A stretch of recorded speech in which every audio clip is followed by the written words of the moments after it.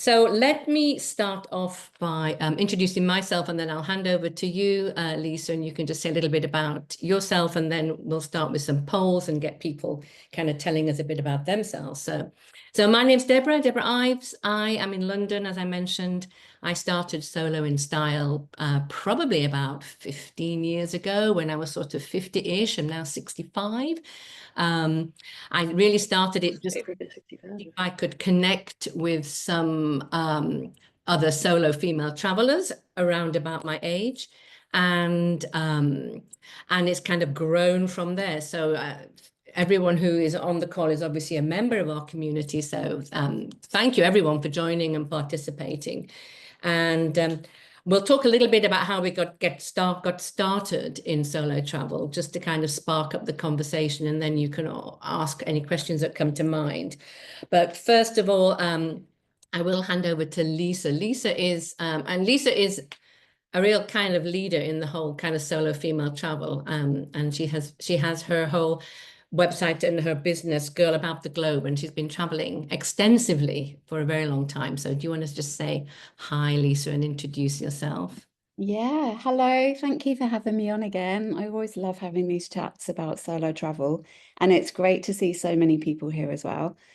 So, I used to be a digital nomad, but now for the past 2.5 years, I'm now living in Dubai. I'm one of those annoying country counters. So I'm trying to see every country in the world in my lifetime. So what I basically do is travel solo, and then I write about the destination, like how safe it is. Obviously, I can only talk from my point of view, like as a blonde Western woman, but I talk about recommended places to stay, areas to avoid. So I have a lot of different destination guides on my blog, which I've been doing for 12 years. I'm actually going to turn 50 this year, so I kind of qualify for nearly over 50. And I started my blog. Sorry, I have cats, so I do apologize for any background noise. I started my blog when I was actually getting divorced, but before that, I'd traveled a lot.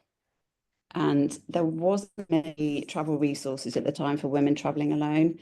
So I decided to start my blog to document my story about is there life after divorce, and kind of finding myself again after obviously a bad breakup.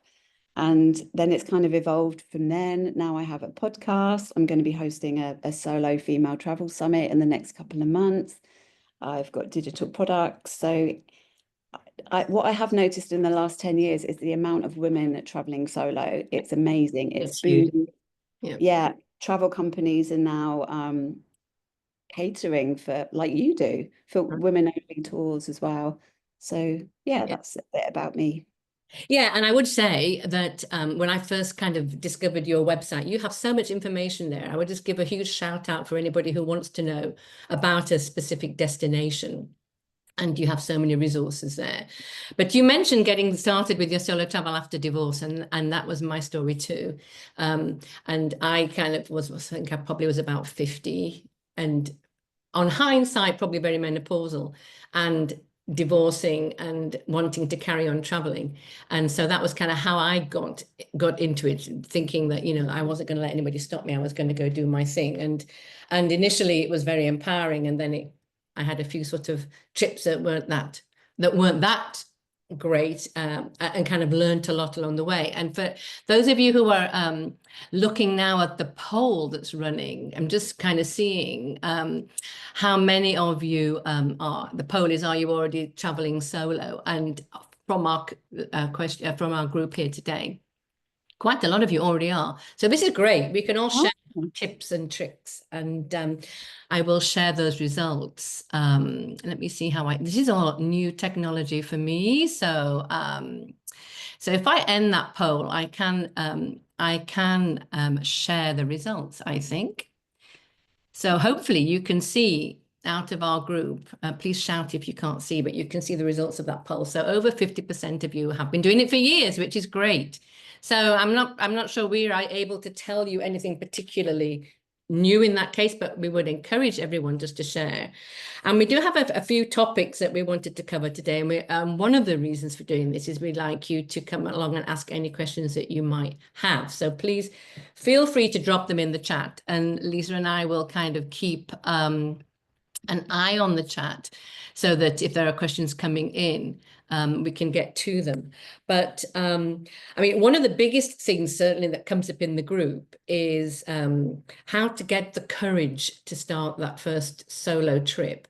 And it sounds as though you and I sort of did it from a point of being divorced and just wanting to continue. But I know there are lots and lots of not just women, but women in our, that we're kind of talking about here, who are really feeling very nervous about making that first step. So, I mean, I have actually on my YouTube, I did a whole session on this with a lady called Lynn Novat, and she gave some very practical tips to, kind of how to talk to yourself and how to kind of prepare yourself. But it can be quite nerve-wracking, can't it? Finding the courage to go solo first time. Definitely. I still get it now. And I've been to 119 countries alone, and I still get it now. And I always question myself and think, what am I doing? Why am I doing this by myself? Am I going to be okay? Is it going to be challenging? So I think it's just normal. I think no matter how many times you do it, whether you do it domestically, because like Kimberly's saying, she doesn't travel internationally solo that much. But it doesn't matter where you're doing it. I think just the fact that you are going on a trip by yourself just always brings up that nerves and that excitement. So the only way that I've really overcome that is just to book the flight and just to start planning. And I think the more planning that I do, the more reassured I feel about what I might encounter the other side, really. I do certainly still get nervous, and I don't know about you, but I actually found myself more nervous post-COVID, and I don't know why. Actually, it wasn't scared of catching COVID. I just somehow felt that my groove had somehow been, sort of interrupted, and it was almost like starting again from scratch. So I found that really nerve-wracking going post-COVID, but then of course it was sort of took a while, and it was all back to how it was before. Yeah. But look at this now. A couple of people already talking about doing the research, and this is really interesting, isn't it? Because I actually love doing all the research. I really enjoy, like, where am I going to go? How am I going to do it? So, but it can take a lot of time. So yes. Let's start with that as a question. And I know you have a whole, as I mentioned, Lisa's got some great resources, and one of them is a fantastic workbook that we'll share at the end that you can use to actually kind of help you work through the actual practicalities of it.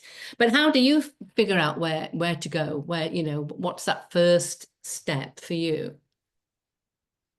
It's generally where I can go, because I book quite last minute. It's generally where I can go that doesn't require a visa. Oh, okay. So because I'm British, I look at the Foreign Office website, and I try and do more than one country at a time. So I look at groups of countries. So even if I can fly into one country and fly out of another country, I have a look and see what two countries I could possibly do together. And then I look at the Foreign Office website at the visa section to see, can you get an e-visa? Do I need to go to a consulate? And I have found that since COVID, more countries are open to e-visas or giving you a visa as soon as you arrive in a country. So it does make it easier. But generally, visa would be the first thing. Second thing would be budget. So I've been really lucky. I've been to all of the budget countries that I can possibly go to because I'm country counting. So now I have the more expensive countries to go to. So that is a big factor for me on, can I really afford a week here, and how much is the flight going to be? But yeah, generally visas and then budget. That's so interesting. I'm smiling to myself because I just think you and I are opposite ends of the spectrum completely. Because I plan everything around whether I've seen a really nice somebody eat at a food market somewhere on television, or somebody, or I've read an article about, and seen somebody. Lots of my travels around food, eating and drinking, I have to be honest, but not just to that, of course. So I kind of try to sort of work backwards a little bit. So I'll do a lot of the oh, I've seen Stanley Tucci here or whatever, or I've seen somebody else there. And then I plan backwards. And quite often I have to remind myself that I need to check about things like visas and stuff. But obviously, same process though, I think once you figure out where you want to go, and it can be to follow, you know, your heart's desire to always see somewhere, or it can be Mm, with a hobby or walking or diving or whatever it is. The mm. planning then obviously that goes into it. And there's a good question here. Am I saying this right? Kay or Kai, concerned about all the planning in long-term traveling and how nerve-wracking that is when you've got a budget of about 3,500 a month. I mean, that's quite a different proposition, isn't it, to just sort of going off on you know, a 2 or 3 week trip if you're talking about doing this long term. Um, Yeah. That's why looking at longer term accommodation is quite good right, because I was a digital nomad for a few years. So with Airbnb, I could just look at Airbnb and I look at the monthly cost, and you normally get a discount for um, staying for a month, or go to the more expensive places out of season, go right. to the cheaper places of peak season. So or look at I mean look at budget destinations, but Right. £3,500 a month is quite a good budget. I've It lived on depends where you're less going, than doesn't that it? before. Yeah, Yeah, exactly. I mean, I did actually, I've done again on my YouTube, and I have a couple of sessions I did with a lady called Heather who specializes in full-time travel. That's all she does. And she has a lot, she's actually written a book about it as well. And she has so many tips about exactly that long-term travel and how um, budget being one aspect of it, but then there's all the other stuff in the background about, you know, your post and your health insurance and all of those things. And that's quite a specific kind of situation, I think, the long-term travel. But yeah, Kai, have a look on my YouTube and you'll see a recorded session with Heather on how she does it, and she's still doing it. I see her all the time on Instagram. Rachel, hello, Rachel. I don't know where you are. And I can also see Kathy. Hello, Kathy. Your cat was just sat in. Yes. This is so nice. See people. Oh, it's lovely. So Rachel says she's been using Chat GPT, and Laura says that she's been doing it as well. And it is amazing. It's amazing, isn't it? What Chat GPT comes up with. yeah. What I would Chat GPT is really good. What I would say about Chat GPT is that you just need to also double check it, because it might not be 100% accurate. So if it gives you an itinerary, just one resource that I use is Rome to Rio. I'll put that in the chat, Yeah. because you can put in any destination or any specific point within a city, for example, like from the airport to a certain city, and it tells you how to get there. So I would just double check logistics with Chat GPT, just to make sure. Don't take that as gospel and then arrive somewhere and then realize that that might not be it might not be 100% Right. accurate. Yeah. Just saw Double your check. poll pop up actually. Double check for sure. Absolutely. And also, sorry, the poll, you see, look at this technology's working against me now. What length of time do you usually plan? This is from Kimberly, for travel, including flight times. Gosh, that's a kind of a broad question. What I have noticed is this year flight prices seem a lot more expensive, and I'm really hoping that's going to change. Yeah. But because I've had to go back to England a couple of times, I've waited until about 2 weeks before, and then some of the bigger airlines seem to have sale fares because they want to fill up their seats. So normally I wouldn't suggest that. I would say book as far in advance as you can. But I have been waiting until about 2 weeks before, because I've been quite flexible with my dates, Right. and then waited for a sale fare that pops up for 2 days. And then I think, oh, I'll grab that. But what I do use is Sky Scanner, which is the price alert. So you can press price alert on your dates and your destination, and then it emails you every single day, this price is going down, this price has gone up by £5. And so you can kind of keep an eye on it, and then it would also let you know if there's suddenly a sale fare. Right. So I guess that really depends how flexible you are, and where you're going to and what kind of airline. If you're flying with a low cost airline, then like, you'd probably still be okay up until last minute. But scheduled airlines, generally the longer you book before, the better the prices. But there's a huge amount of sales right now with miles. I need to get on these air miles. Thanks, Pam. I've never had air miles. That's something I need to do, because if I can Yeah, get, I do have air miles, but then I get sucked into always booking with the people that are in, what's it called, the One World Alliance, so it's not always the best deal.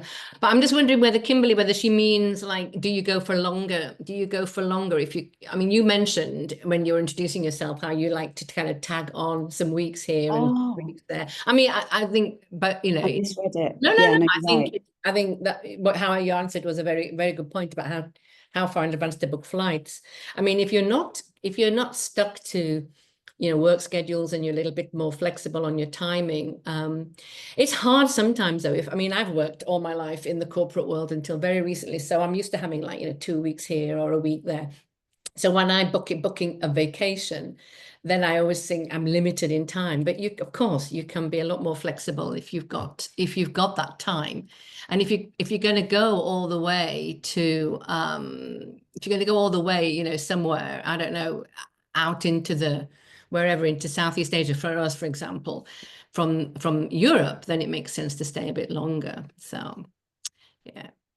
So let me end up, and I've just been running a poll about the biggest concern, and let's see if I can see the results actually. I'm not very familiar with how you do all of these, so I'm not very good at showing. Here we go. So I can view. So hopefully we can see now. Can you see the biggest concern Okay. there? Yes, safety, which I thought would be the top one, and then Yeah, budget and money, yeah, and worried about feeling lonely. Interesting. yeah, yeah. Yeah, they're the normal concerns for traveling solo, I would say. Yeah. So just to end that last comment, so Monica says reward cards are great, and they are. I mean, I have to say that I do have Amex with points on it and all kinds of cards with points on. And it's not just actually, I didn't realize this until very recently traveling with one of our groups, that a lot of card, you know, when you're abroad somewhere and you're using your card in an ATM, I'm always very used to paying charges on that, but there are quite a few cards, bank cards, that also don't charge as a perk, would not charge you to use your ATMs abroad, which I think is a huge advantage if you're doing a lot of traveling, because those charges can really add up. Yeah. I use Revolut, which you can now use in ATMs. It's Right. amazing. And it's got so many currencies on Yeah. it. I'll put that in the chat as well. Can I quickly just answer one of the questions that I think we missed, which Yeah. is, Oh, did we miss? Oh, yeah, please do. yeah, which is Monica's one. It kind of ties in, I think, with budget. So Monica said, do you plan your own trips or do you Oh, do trips with tour groups?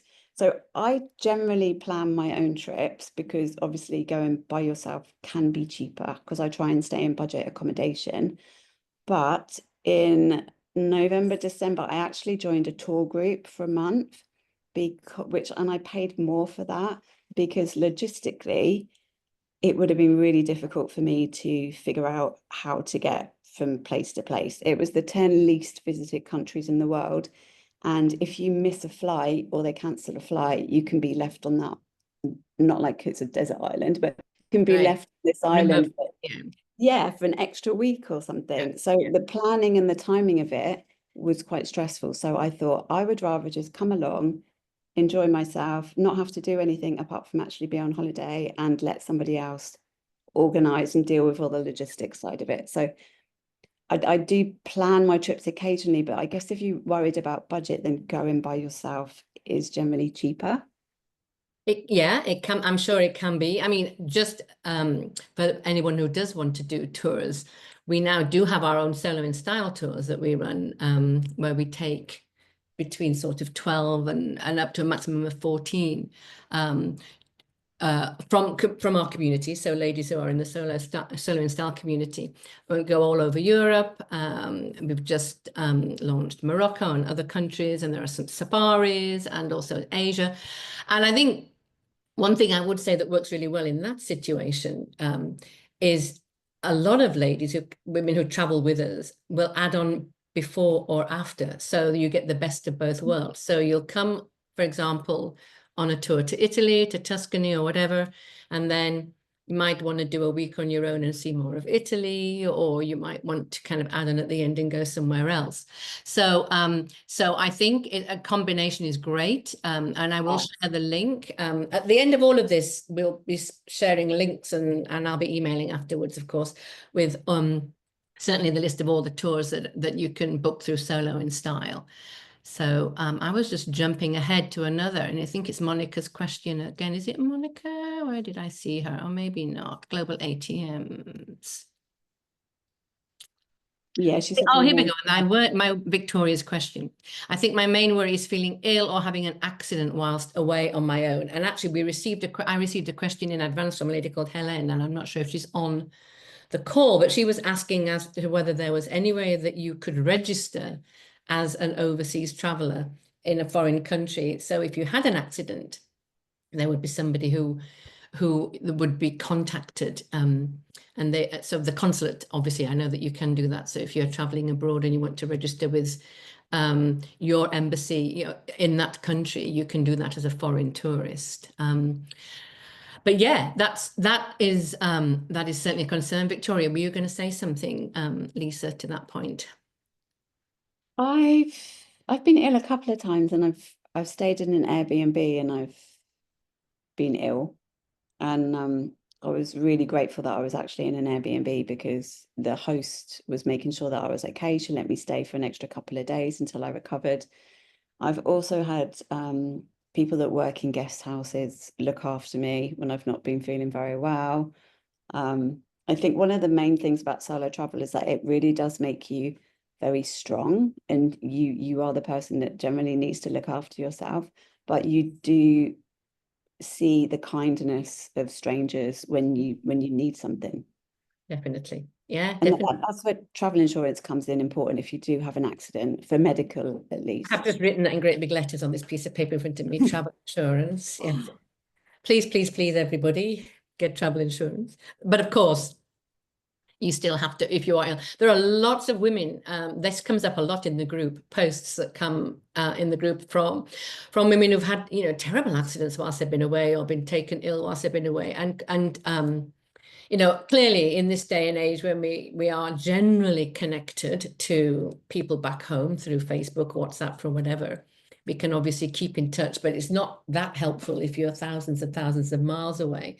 At least you've got somebody there. But you're right. It is amazing how resourceful we can all be when we're in these situations where we have got to. And yeah, I mean, I don't know that you can ever, I'm just going to mitigate that. There are always going to be situations where you might get ill, but you just have to sort of take all the precautions that you can, but know inside that there will always be somebody who can help you, and the kindness of strangers and hotels or whatever. Do you know, I used to always pick up parasites or stomach flu when I was abroad. So I was always really ill. Yeah. So I then realized that I needed to take probiotics, because obviously the ice in drinks and salad and ice cream, even though I try and stay away from that, you can be as careful as you like. But I also got a parasite in Dominican Republic in a 5-star hotel years ago. So it can happen wherever. So I now take probiotics with me when I'm traveling. It's really made a difference. Yeah, no, that's a really good point. And you know this because I've told you, but I have been wrestling with a parasite for the last, I mean, I just got rid of it. It's a very nasty thing to have. But yeah, you can, of course, take precautions, and depending, well, you can get these things anywhere, like you say, 5-star hotels. I would just say, so excuse me, back to that point, and as I'm looking at the question as you're talking, I'm thinking to myself, this is one of the questions, Victoria, that you might want to ask yourself when you're trying to think about where you want to stay. So accommodation is incredibly important. I think we're all aware of that. But my first trip, I loved every minute, and I thought it was great, and I felt so confident when I came back, and so empowered, and so sort of full of myself. My second trip was a disaster because I stayed in the absolute wrong place. I was in this tiny hotel in the middle of nowhere in Argentina, didn't speak the language. There was no reception. There was nothing. There was nowhere I could sit and have a drink. And it was just, and I spent a lot of time in my room. It was just the wrong place. So to your point, Victoria, about worrying about feeling ill, I think, think about when you're traveling, staying in places that does have, a hotel that has a concierge and it has somebody there, 20, staff that will help you. In the worst case scenario, you have to call on somebody. That's what they're there for. So we learn from all these things, don't we, as we do it. And also, if you join a group, of course, then you're much better served. You're surrounded by people who can, within the group and the group leaders who can help you if you're on a tour. So I'm just looking down. Oh, look at Kathy. Thank you. I can highly recommend Solo Style Tours. Thank you so much. Yeah. We are very proud of them. We've been going for just over a year now, and we have a very, very fabulous group of women who are traveling with us all over the world, and we are very appreciative and we love it, and we're getting to know some incredible ladies. So please join us anytime and reach out if you need any details on that. So I'm just looking, we're on the subject of ATMs. I'm just trying to read some of these. There's lots of, by the way, when I send out the recording of this, it also now sends out the chat as well. So we'll see all the questions in there too. So thank you. There's lots of people saying about different cards that don't charge for ATMs. Probiotics, good idea, absolutely. Charcoal tablets, I discovered them for the first time on my trip to South Africa this year. They've changed my life, and they're going with me everywhere. Yeah, they're fantastic. Okay.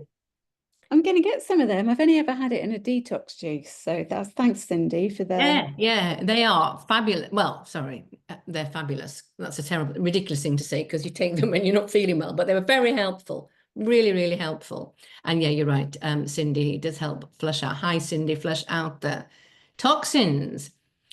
So why don't we, seeing as how safety was number one on the list of everyone's concerns, and we'll obviously, as we've got a group of travelers with us, anybody who wants to drop their advice into the chat, please do. But why don't we talk a little bit about safety?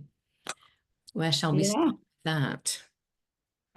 I think it's quite an important point what you just mentioned about accommodation, because I think that also ties hand in hand with safety, is even though you may be on a budget, what I've done in the past, I've stayed in some questionable places just to save a couple of pounds, and I now don't go for the cheapest option. I go for the kind of next option up, and I read. The best thing about the internet is that there are so many reviews about things now, is that I read reviews from other solo female travelers to see how they felt in a particular accommodation, to see how far it is from the train station. A lot of people, if it's in a quiet area and it's a bit of a sketchy street, they will actually put that in the review. So it just really helps me now decide which area I want to stay in. Yeah. So yeah, I think paying for better accommodation. And I would say, yeah, just basic things. Sorry, Lisa, I didn't mean to cut you No, off. go on. That I've learned with time, and you learn through sort of getting it wrong, or certainly I have. Arriving somewhere that you don't know at night in the dark, that's ridiculous. Yeah. And I've done that many times and thought, oh my goodness, what was I thinking? Because I was looking for a cheap flight, or, so maybe being driven a bit by budget, suddenly realizing that you're arriving, and I can't think of an example, but in the middle of, in a place you don't know, at like 11 o'clock at night. And so I would say, look at your flights. And if you're going somewhere that you're not familiar with, then don't arrive in the dark, at night. And I think I'm a lot more of a planner than you, Lisa. So as I say, we travel in very different styles, but I always like to have somebody meet me at the airport. And as soon as I walk out the airport and there's somebody with my name on a plaque, and I'm just like, and relax. And then they take you to your hotel or wherever you're staying. And even if I'm in an Airbnb, you can pre-order a transport. I find that really, really helpful. And I think that kind of helps you feel safer as you're traveling.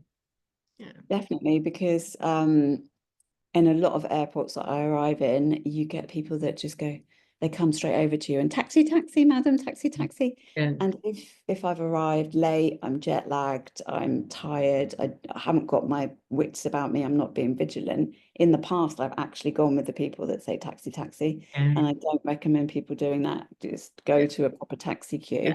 Yeah.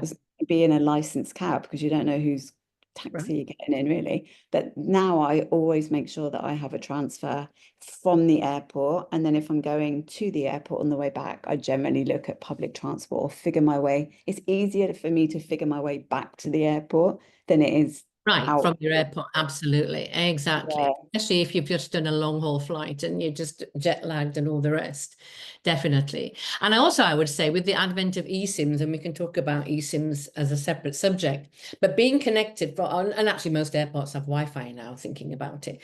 But when you land, being able to be connected onto the internet, because there was a question about how do you handle the language barrier if you don't speak English? That was Kimberly and Rachel. Thanks for answering that. But you're right, Google Translate is amazing.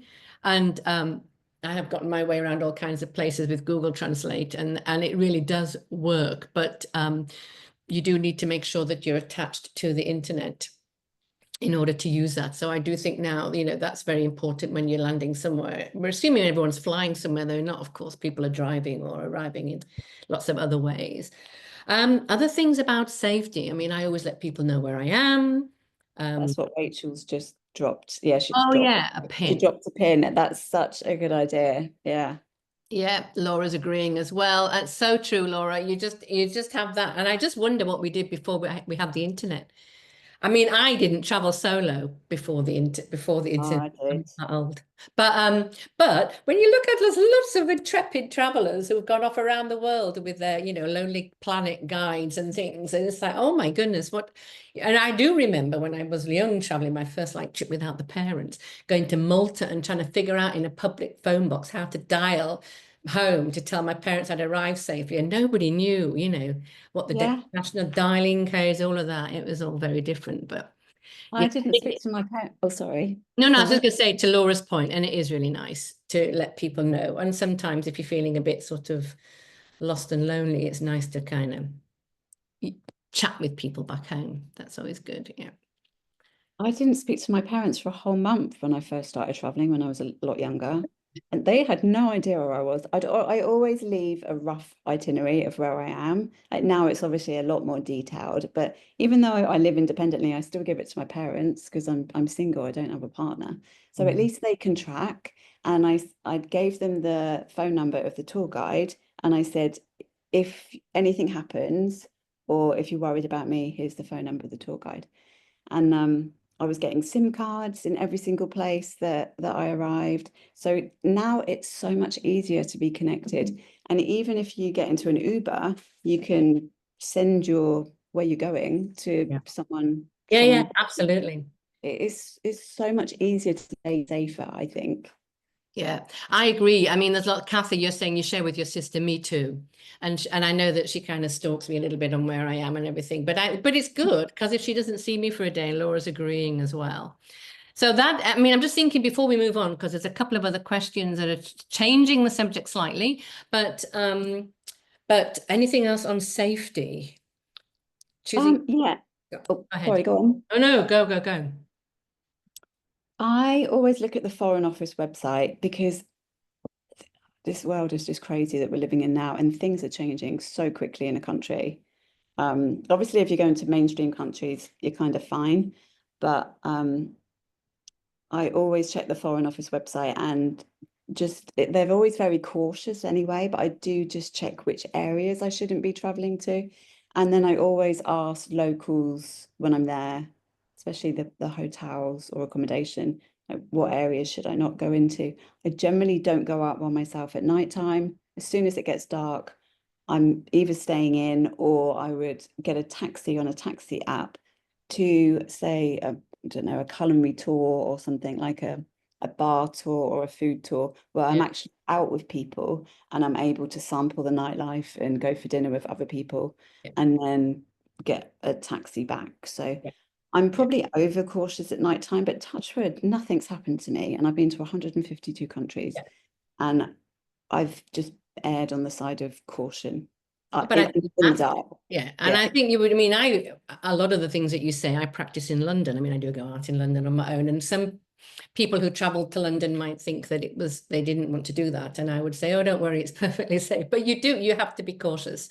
And going out at night on your own, I mean, we can talk about eating alone because that's something else that comes up a lot. But the going out at night, and I think that can sometimes be that one thing that puts us off solo traveling, because we just don't want to kind of go to these beautiful places and then spend our evenings sat alone in our hotel rooms or in our Airbnb or whatever.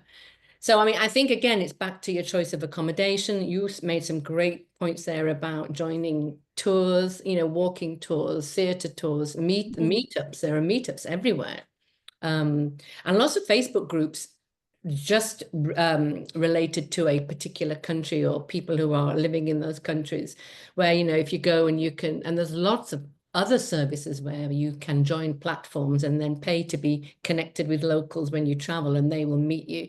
So there's lots of things that you can do, so you don't have to sit alone at night, but you do have to be very careful. Yeah. And I was just saw something from Monica. Where's Monica? She learned a lesson this past trip to pay for the internet regardless of the price. I know, it's invaluable, isn't it? Really is. So Rebecca's asked a question. Have you been affiliated with the Mallorca trip before? It looks great. Any feedback? So Rebecca, thank you. I don't know. You're on, obviously, on there somewhere. I can't see you. But I think are you talking about our Solo in Style Mallorca trip? And if so, yes, these are our trips, our Solo in Style trips. Laura, who's adding lots, if you want to unmute yourself, lives in Mallorca and can tell us, she organizes that amongst lots of other trips. But where are you, Laura? Yeah, I'm here. I didn't know what the question is, but all I can say about Mallorca is, I came here 20 times and then I moved here, and I've been living here for 7 years. So because it's that great. And repeat clients, my biggest one came here 11 times.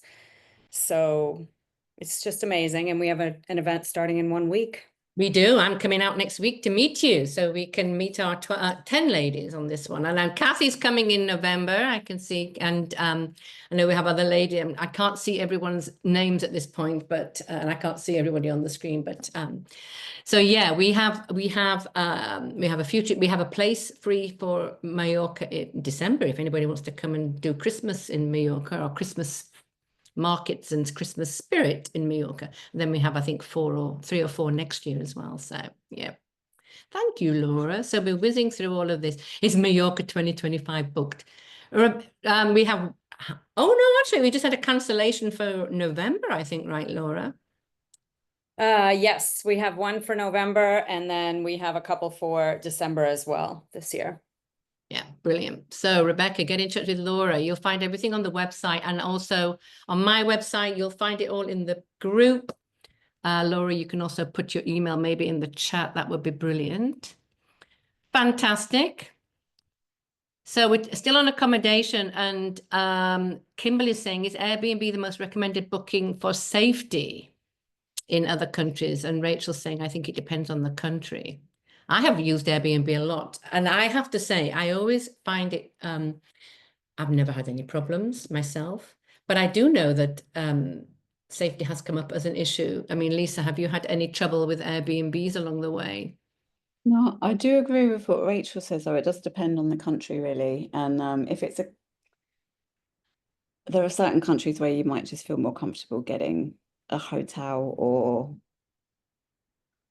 a B&B rather than an Airbnb. Yeah.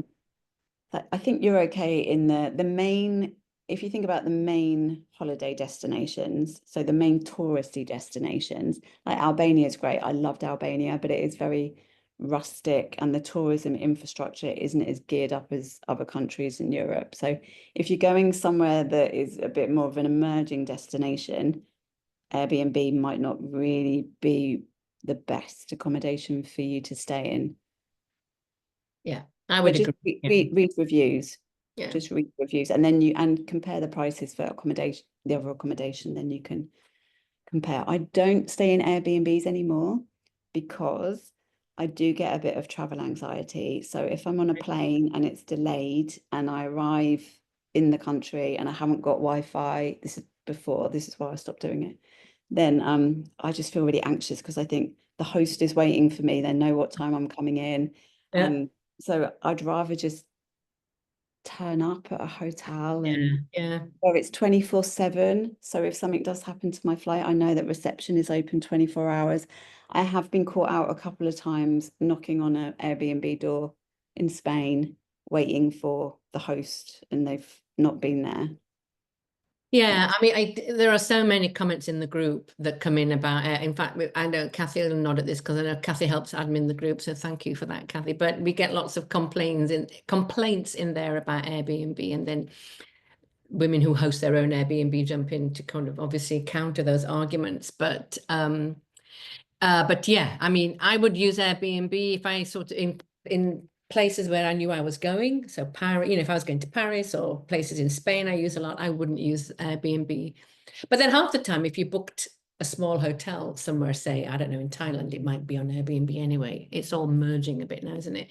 And Patricia makes a really good point. Airbnb experiences. Yes, I agree. They're really good. I've had some great walking tours and things through Airbnb experiences. So thank you for that tip. That's really great.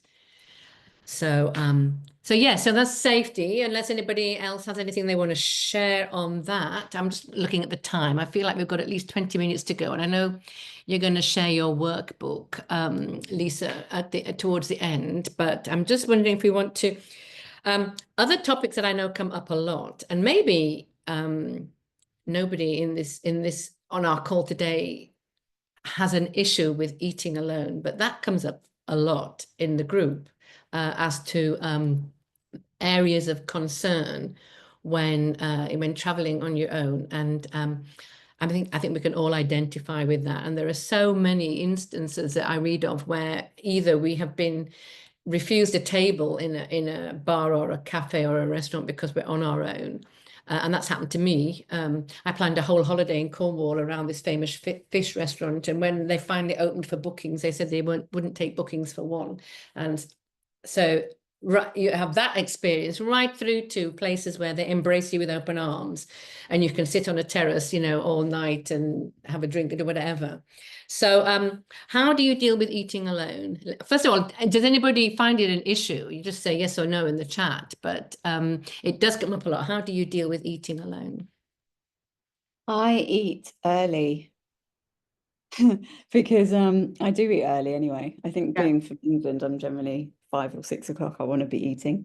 So to avoid the awkward romantic couple thing, I generally would just eat before people go and eat at 7, 7:30, or I go and eat for lunch because I'm out anyway, sightseeing. So I find a nice restaurant at lunchtime. And if I walk into a restaurant and it doesn't feel quite right, then I just say thank you and turn around and just look for one where I feel like I'm going to be a little bit more comfortable. And I generally look for a table that's looking out the window so that I've got something to look at. But I would normally have one meal out, which can be lunch, and then I would either find something from a supermarket, or I now pick accommodation that's got a little restaurant or a little cafe that's really near it or part of it, so that if I don't feel like I want to go out and look for somewhere to dine by myself, I can just sit there and eat.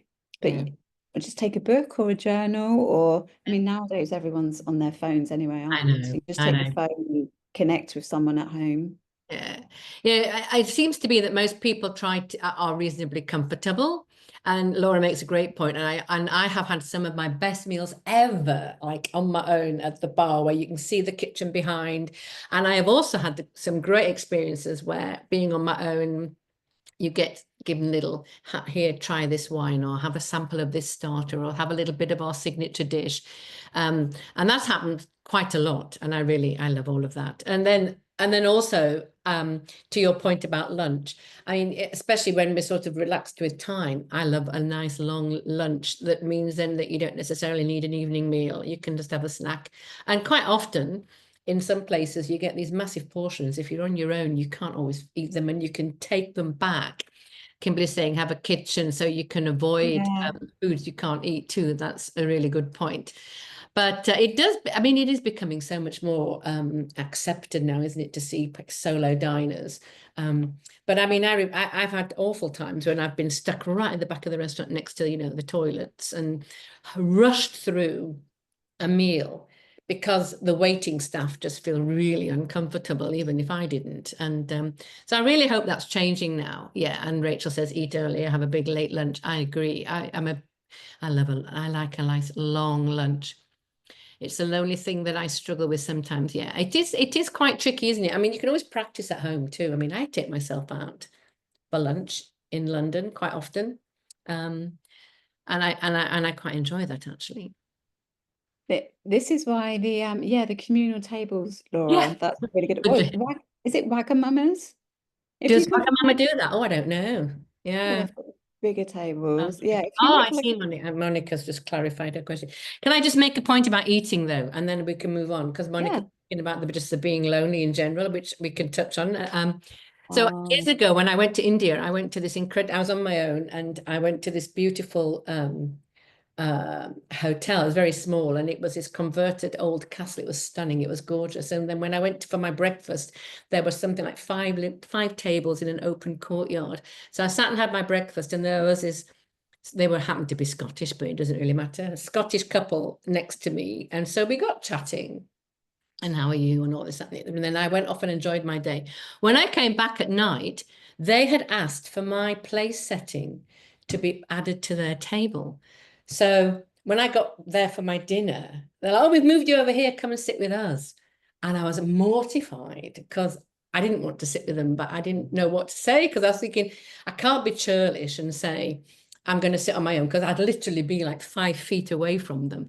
But I was so pissed off. And I realized that I was the buffer on this, like this, in this couple. And I don't know who'd moved me over, but somebody's like, oh God, let's get somebody else in on this conversation. Honestly, I was mortified. But has that happened to you? That happens a lot when people think if you're on your own, you want to join them all the time. Sometimes you do, sometimes you don't. Yeah, well, kind of in response to Monica's question as well about being lonely, is that I do walking tours whenever I can. And I normally do them at the beginning of my holiday. And I've done a few of them, and then I've met a couple.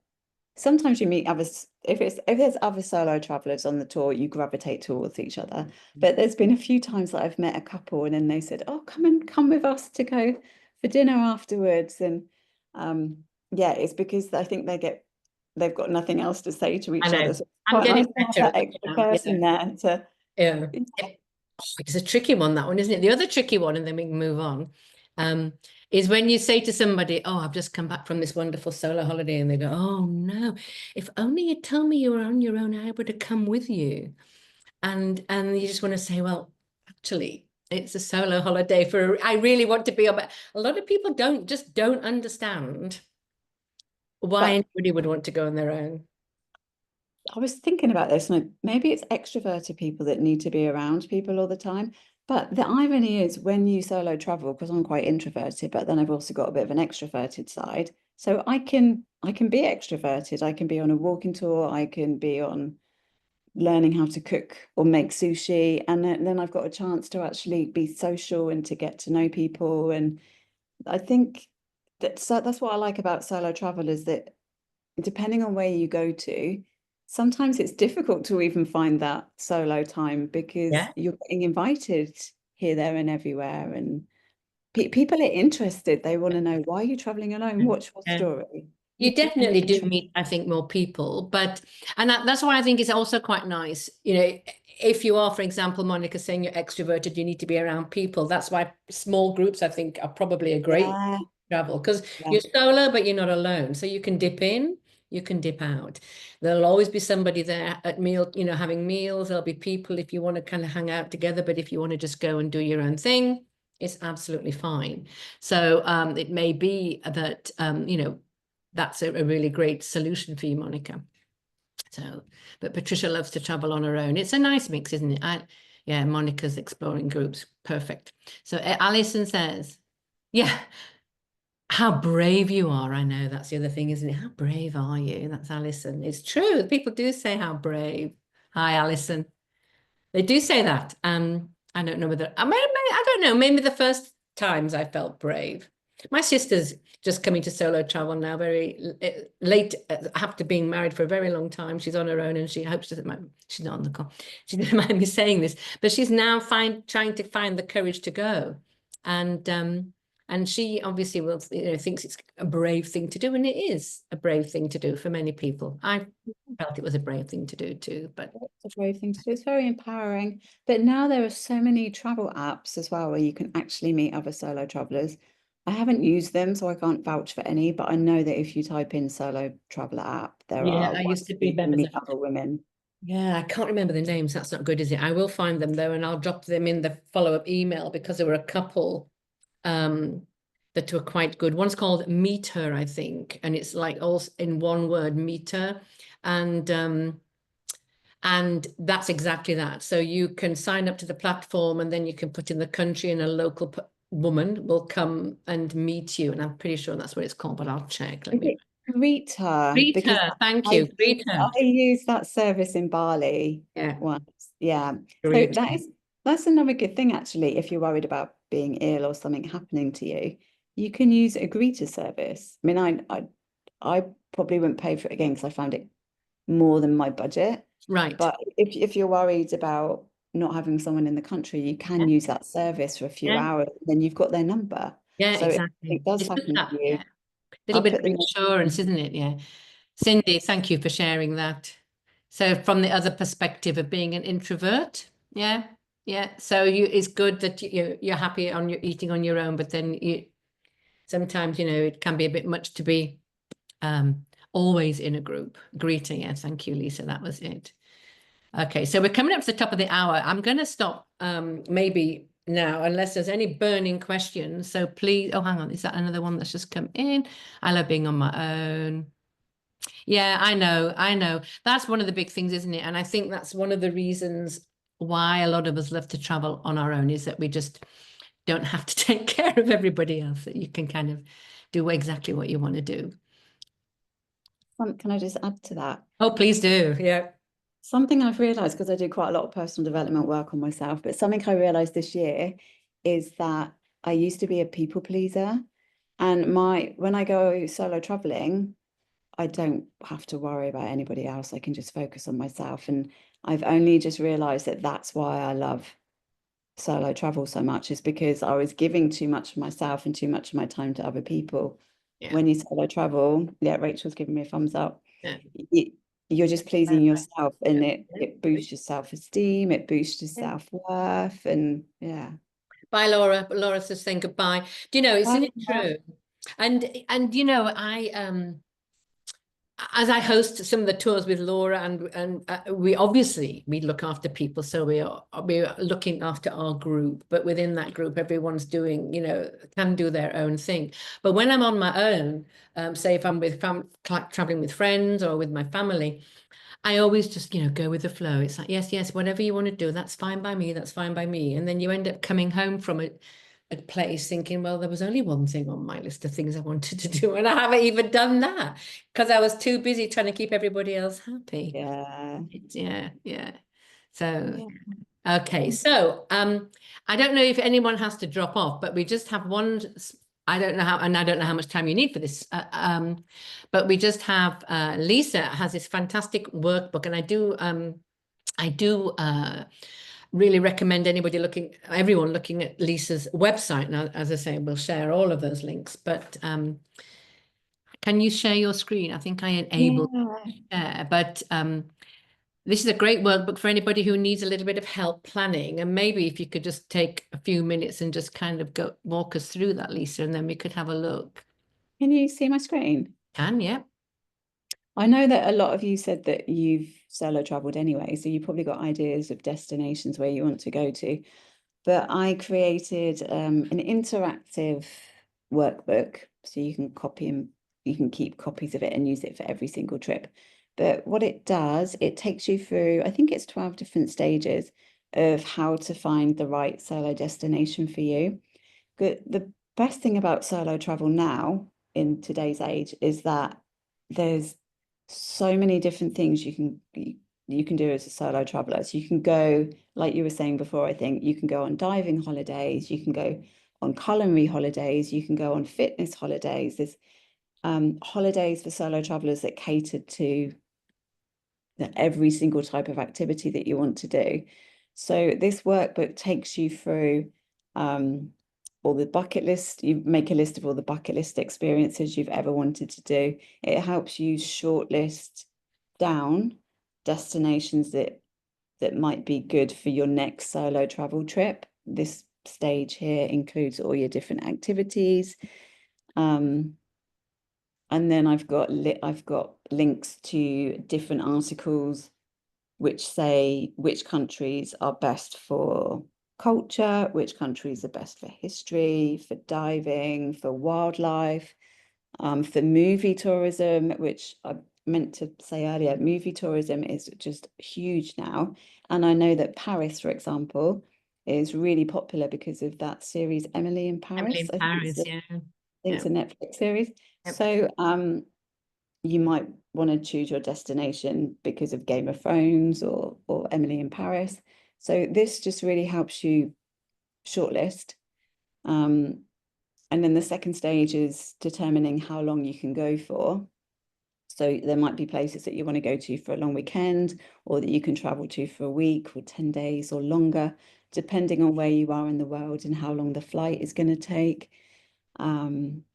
When to go, so look at different seasons. You don't want to be going to parts of the Caribbean during the hurricane season, for example, or Asia in the monsoon season. So looking at different destinations for different seasons. Visas, which is what I mentioned before. Do you need a visa to that country? How long does it take you to get the visa? Vaccinations. I always make sure that I'm topped up with my vaccinations. But you might be going somewhere that requires yellow fever. I think there are now a couple of new countries have come in that require yellow fever certificate.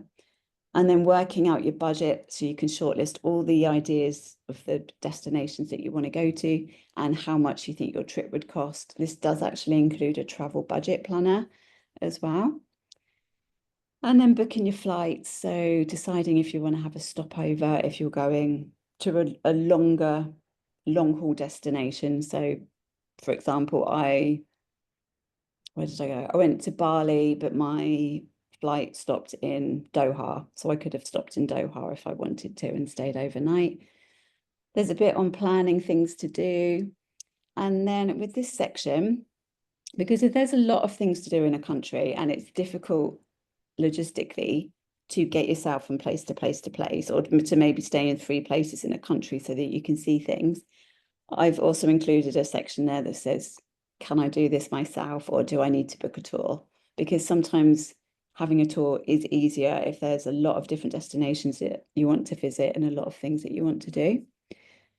Then it's determining how to get around, where to stay, insurance, and yeah, and then at the end, that is the congratulations, and you would have planned which trip you want to go to next. So this is all actually part of a solo travel. Let me stop sharing my screen. How do I do that? Stop share. This is all part of my solo travel starter bundle, and the course, I just re-recorded the course for 2025. So it's got the Plan Your Dream Solo Trip Workbook. It's got a solo girls self-love kit. So whenever I felt really lonely or homesick, because I still get that every now and again. If I don't talk to someone for about 3 days, I get a bit homesick. So I've got this interactive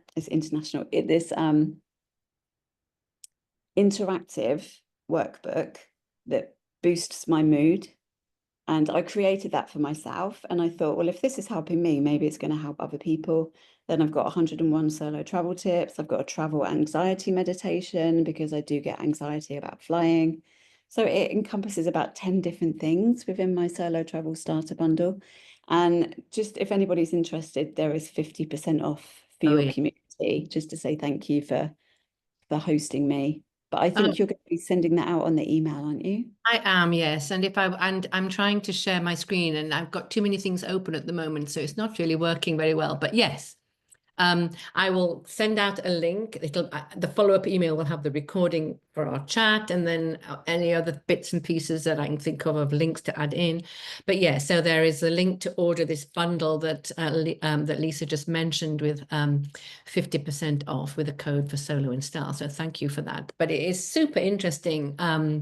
And really, really helpful because I mean, it kind of takes us full circle because we started the conversation at the how on earth do you plan for all this? And quite often that first bit is so daunting that you literally don't know where to start. And you might have a kernel of an idea, like you've seen a TV program or you want to, you know, volunteer somewhere or whatever it is. But I mean, to use something like your workbook, I think it's great. It really focuses people, you know, focuses your attention and really makes you think about what you want to do. And it reminds you about everything from budget to vaccinations. It's great. And look, Victoria's sharing her motto, feel the fear and travel anyway, isn't it? Yeah, absolutely. Exactly. Well, I had a little poll to finish with, but I'm not even sure it's relevant because it was like, how up are you all for solo travel? But I feel like everyone was doing it already, but I'm going to share it anyway because I did it. I'm so pleased with myself. Oh, actually, I'm not that pleased with myself because for some reason it's coming up on a weird screen. So we won't share that last poll. Sorry about that. Because I feel like most people in the group are comfortable solo traveling. But you're going to say something? Can I just share something as well? Yeah. I just thought about something in regards to safety. Yeah, please do. So I was watching a talk yesterday, and I think one of the reasons why I haven't been a target is because apparently when I can't think what I'm trying to say. So what are they called? People who mug you? Muggers? No. Yeah. I know it. You're trying to say that I don't know what collective phrase we want to use for them, but yeah, muggers or yeah, scammers, whatever they're trolls, bandits. There you go. Got lots of words. Yeah. Yeah. So these people, they look for a specific traits. Yeah, pickpockets in a person. So if you are looking around, you're not paying attention to where you're going. You can. I'm not saying that this is just the general advice for how to not be a target. Like whenever I've gone walking down the street, I've always walked really confidently, even if I've got no idea where I'm going and I've gone the wrong way, then I would go into a shop front and then I'll check on my phone, but away from people. So they say don't listen to any music, don't put earpods in your ear. Don't look around like you don't know where you're going. Keep tall, stand confident, and then pickpockets will look at you and think, I don't want to mess with her. She doesn't look like I think there's a lot. I think there's a lot in that, isn't there? But I still do find myself on my phone with my map looking like, you know, the typical lost person in the middle of wherever I am. It's hard, isn't it? But those are really great tips. You're right. If you kind of just act more confidently, I think, and more self-assured, then we don't look, you know, as though we're kind of quite the victim. But yeah, really good points. Thank you. Did anyone else have any more questions about those points? Because I know it was safety, wasn't it? Safety, budget, and the third one. If I knew how to work polls, I could tell you what they were. See, I was so pleased with myself. And now they seem to have disappeared somewhere. I'm very sorry about that. But I need to practice before the next one. Being lonely or eating alone, yeah. Being alone, being lonely, yeah. I wrote them down actually. Safety, not knowing where to go, not knowing how to start. Yeah, money and budget and eating alone and what to do in the evenings, yeah. Well, thank you everybody for joining us. Honestly, it's been, I love chatting with you, Lisa, as well. It's always great because I always learn so much because I know you just are this huge mine of information. It's wonderful. Thank you, everyone. Enjoy your Sundays wherever you are. Where's the best place to go? Hang on, we've got some more things coming in. I just saw something about vaccinations. Yes, vaccinations. Well, for me, depends which country you're in. In the UK, I go to the NHS website, and that will tell me. There's also travel clinics will tell you. Yeah, travel clinics. Yeah, Kimberly, I think you might be asking about a specific trip. Just smiling to myself. Thank you, Kathy. Thanks, everybody else. As an American, I would say, yes, CDC. Yeah, I couldn't remember what the American equivalent was. This is what I love as well. Good. Deborah, will you speak about your partnership with the Globe Drifters? Yes, I will. See, I'm actually learning as well from the ladies on this call. So thank you. I think that's the best thing about it, isn't it? Is that when you solo travel, you just form a community and you will learn from each other. Yeah, definitely. And certainly in the Facebook group too. And I mean, I don't really know what I was planning in particular when I set up the Facebook group. It was just a case of, well, I don't know really anybody else who's my age who's traveling on their own and, as a woman. And as we all know, because we're in there, it's just grown beyond belief. But the knowledge, honestly, it blows my mind, the people, you know, who ask any question. It feels like anything. There is always somebody who knows, you know, if the most remotest place on the earth, 10 people are there, 20 people are planning going, 3 of them were there last week, you know, 10 are going next week. I love it. And the number of people who come in, ladies who come back in and say, thank you so much, for giving them inspiration to do it, because that's a lot, but also really practical tips like, you know, where to stay and who, name of a driver and all these kinds of things. So a few last minute questions. Patty's asking about Globe Drifters. So Globe Drifters is a great company, travel company, owned and run by a lady called Jodie Smith, and she organizes just for us some very specific small group tours. So she has her own tours that she runs for her own community, and that is not really age specific particularly, and it's not, and she also does tours for men as well as women, but it does tend to be more our demographic. But just for Solo in Style, she curates a number of tours, and she lives in Thailand. Actually, she's an American citizen but lives in Thailand, so she's a real specialist on that whole kind of Asia part of the world, although she's doing some trips for us in Greece and Croatia. But Japan, she did a tour for us, Vietnam and Cambodia, Thailand, Lapland. Wow. So it's we have great trips with Jodie and Globe Drifters. So she's just fabulous. And Laura, who was speaking earlier, is my other main partner for all of our what we call getaways, where we go to primarily Europe, but we are going to Morocco as well next year. And we take over small boutique hotels or villas, and we stay in 1 or 2 places. We take them over and we kind of go at a more relaxed pace, but lots of fun and very, very, very interesting and great groups of ladies. And there's lots of ladies on the call today who've been on some of those getaways with us. So so companies like SOS International and most international travel agencies, there you go, for prescriptions and vaccines. Yeah, I know. Vaccines, it's a tricky one, isn't it? You just do have to make that own personal decision. What's her name, please? Info on well, Patricia, unfortunately, our Morocco trip is sold out. It's sold out. So here's a tip for anybody on the call who wants to come on our trips with us. Sign up for my mailing list, and you can do that from my website, and then you get early booking access, because as soon as they go in the group, they sell out. But Morocco didn't even make it to the group. It sold out just by me offering it to the kind of priority list, because it was one of those places, a destination lots of people want to go to. But we'll do it again for sure. So Patricia, yeah, do sign up. Sorry, I feel like this is getting a bit of a sales pitch at the end, and it's more questions, any more questions. So, but thank you for asking us. And there was another question. Have I missed something? I think we've got it right. So anyone can reach out to me, info@soloinstyle.com. What's your email, Lisa? Oh, I put it in the chat, sorry. Yeah.